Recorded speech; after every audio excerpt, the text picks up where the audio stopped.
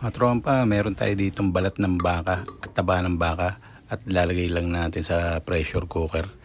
Palalambutin lang natin yan. Naglagay lang ako ng luya, asin, paminta at dahon ng laurel.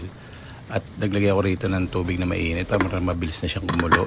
At palalambutin lang natin siya sa loob ng 45 minutes. After 45 minutes, kung malambot na siya, naglagay na ako rito ng luya. At kasunod na rin yung bawang natin.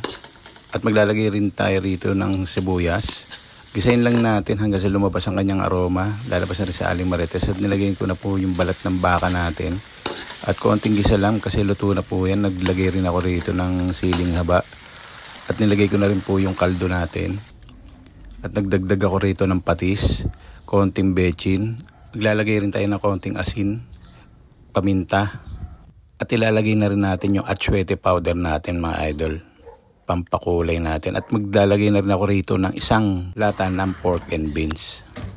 Ilalagay na rin natin yung siling haba natin, yung spring onion or sibuyas dahon mga idol. At ito na nga mga katrompa, luto na ang ating pang-ulam at pampulutan. Ganun lang ka-easy at ganun lang po kadali. Marami pong salamat. Tara, tikman natin.